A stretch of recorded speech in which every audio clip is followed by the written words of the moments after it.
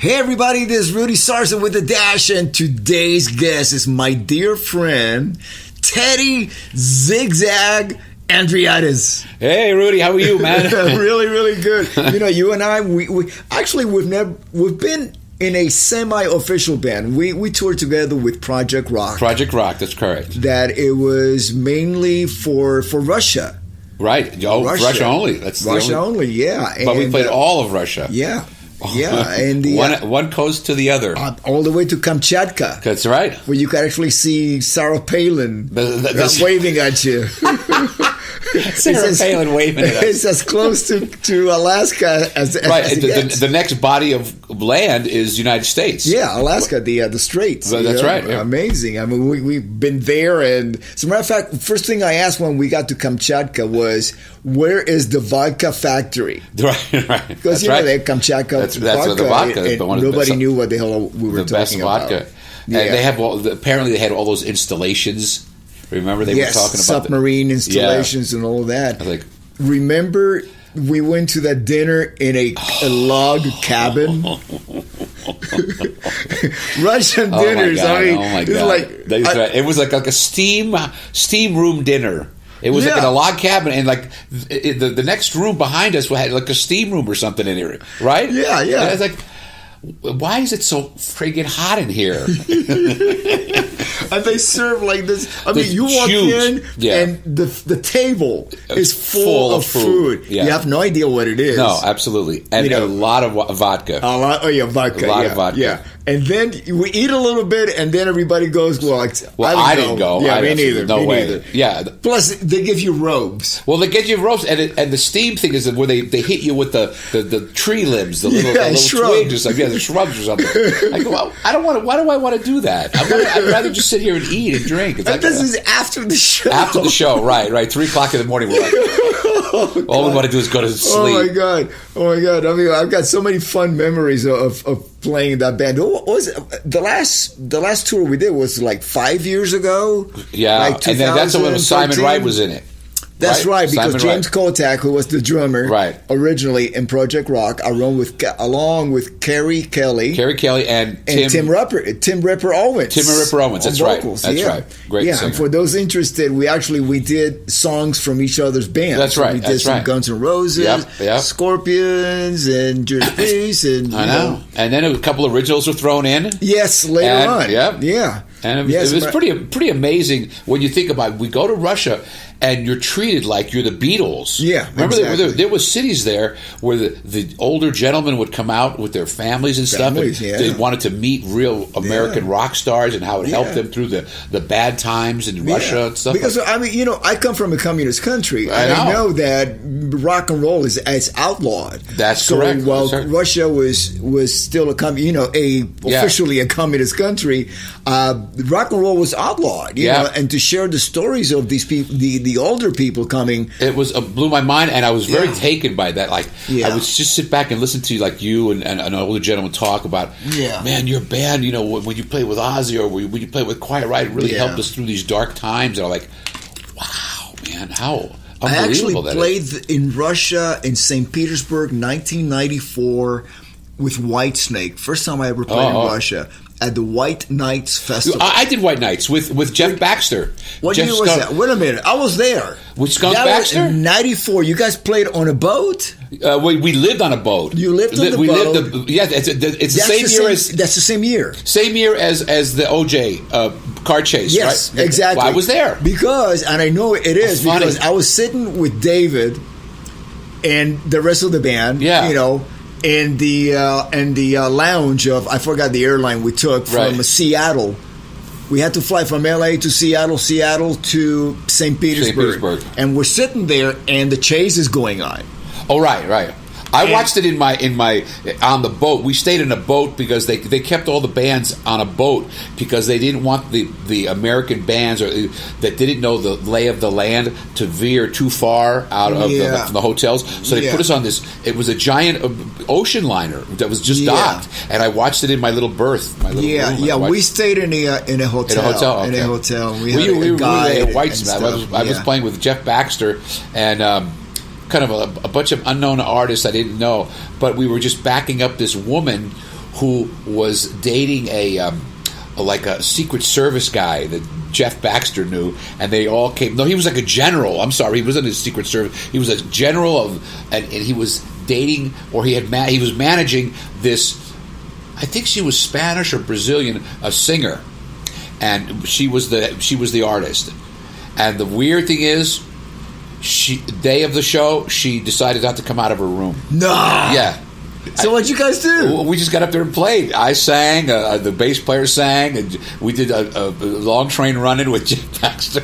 Where did you guys play? And Ricky Martin was on the bill with us. I know. As a matter of fact, I had breakfast with Ricky. And I had no idea you were there. I speak Spanish. Of course. So I'm sitting there, he's originally from Puerto Rico. He was in Menudo, one of the original Menudo guys. Right. Menudo. And then he became like a big soap opera star. And my mother-in-law... novellas. Novellas. Well, I know, but I'm talking soaps, and he was in General Hospital. Oh, right, okay. Yeah, you know how Rick Springfield General Hospital with John Stamos. John Stamos, yeah, who you actually... We're going to get on that. We're going to get on that. We're going to get on that. Okay, so I'm sitting there at breakfast with Ricky, speaking in Spanish, and I go, can you do me a favor?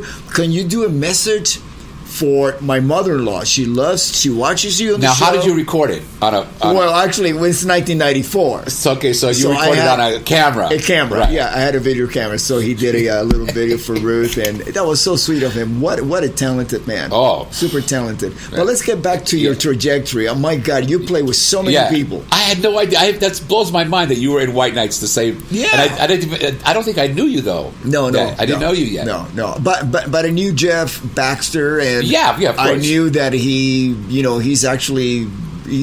involved. He's more than just a guitar player. He's involved in the military. He's involved in the military and all kinds of stuff. Yeah. That's wild. I didn't know you were there, man. Yeah. White Nights. So, but did you? It never got dark. It never got dark.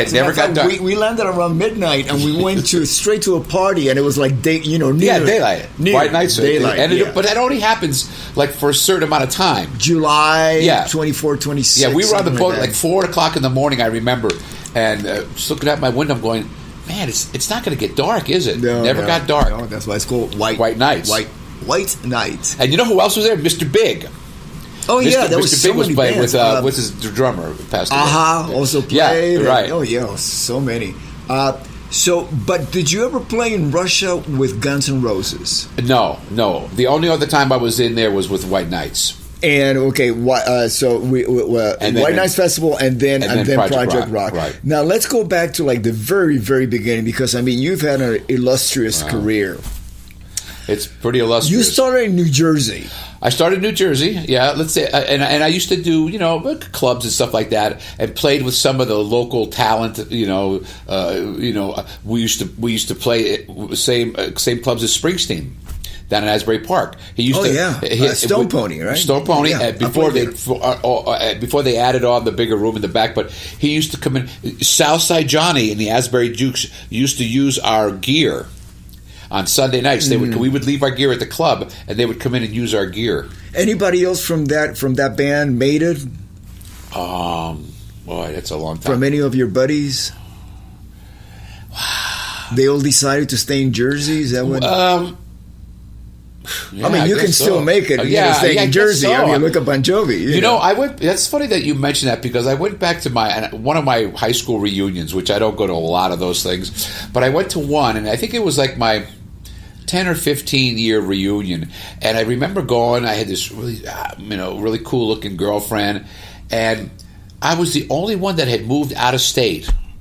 Out of my whole graduating class. Yeah. Some people moved like to the next state, like New Jersey, maybe Pennsylvania, but I was the only one that moved that far away. That's pretty much my case. Miami, all the friends that I grew up playing with, they all stayed in Miami. Yeah, it's interesting. My brother's still there. My mom and dad, my father's passed away, but my mother is still in the same house that I was born. Wow, that is amazing. It's really amazing, especially when she's there by herself, and it's three floors with an attic, a basement. Yeah, I'm like, wow, this is too much house for you. Yeah, but yes, they're still there. Yeah, I mean, to me, that's such an alien experience because I was born in Cuba. My family left in 1961. Yeah. Then we moved to Miami, and then we were relocated to West New York, New Jersey. Oh, right. With all where New Jersey? Do you remember? West New York. West. Okay. Yeah, which is right around Union City and on the border, probably. Well, it's West New York. West New York, but is it New York? Is it? No, it's in Jersey, but it's west of New York. If you stand right there on the in front of the river, you see New York City. Right, Lincoln Tunnel, sure. Yeah, I mean, we were between Lincoln Tunnel and George Washington Bridge. Right. West New York. I live right.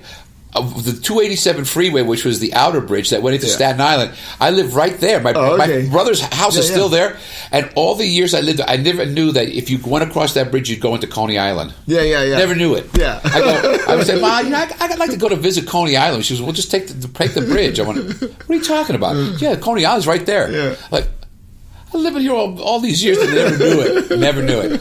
So from West New York, we went back to Miami, and then I did my second exile. So I was exiled from Cuba, then I was exiled from Miami, wound up in L.A. Actually, I went up to Utica, New York first. Well, yeah, from Western New York, you went to Miami. New York. Back to Miami. No, I mean from West New York.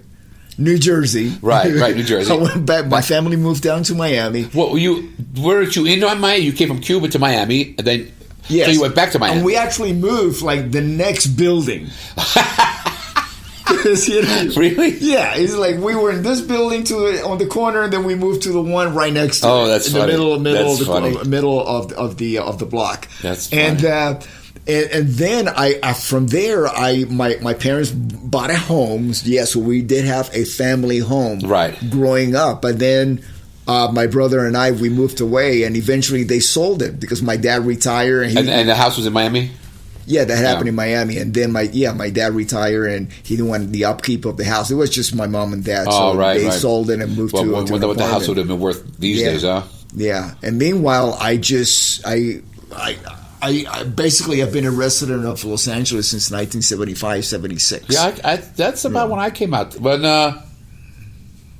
about 78, I think I came out. 70. Yeah, but you did something odd that most of us did not do. You moved to Orange County. I moved to Newport Beach. And I moved out here because I was working for Fetter's Air Conditioning. In New Jersey, big air conditioning company. But I was working in the maintenance department, and there was a girl that worked in the offices, like the front offices, and I'd always see her, and we became friends, and then we became boyfriend and girlfriend. She decided she was going to move out to California, and I was like, she goes, you should move out here, and there's a lot of bands out here, there's a lot of music, move out to California. So I got in my van with my brother, my B3s, and we just drove across the United States. And when I got there, she had a boyfriend. So I go, well, now what am I going to do? Yes. So the first place I went to was Newport Beach, and I thought that all of California was like Newport Beach. Yeah. I went, wow. Yeah. But I mean, back in those days, you can make it from Newport Beach to the Sunset Strip, 20 minutes? Hour. Well, no, Newport Beach is pretty, about an hour. About an hour. Now it would take you 3.5 hours. Yeah, 3.5 hours. But I thought all of Newport Beach all of California was like that. And then I realized, okay, there's nothing happening down here. So I found a band in the paper, and they were called Cornerstone, and they were the hippest. They were all Chicano band, all Chicano. They were a big band with like 3 horn players. I was the only white guy, all Chicano guys, but they were together. They lived in Huntington Park. So I went from Newport Beach to Huntington Park, which is East LA. Yeah. And I lived on the drummer's sofa. And it was a total different, because I'd never been out of New Jersey. So I went from white sunny Newport Beach blonde-haired girls to East LA. Yeah. A whole different culture. Yeah. And it was incredibly cool because the Cornerstone was a funk band, a big horn band, soul band with amazing players in it. Yeah. And again, broke up, and then my girlfriend, who wasn't my girlfriend anymore, she says, there's a band here at the Red Onion looking for a keyboard player. You should come and audition. So I went to the Redondo Beach Red Onion, in Redondo Beach, and I auditioned, and my audition song was "Breaking Up Is Hard to Do" by Neil Sedaka. You're kidding. No. You're kidding. No. Okay. You tell me that you leave, and I can't believe it. Yeah. I never forgot that, and I started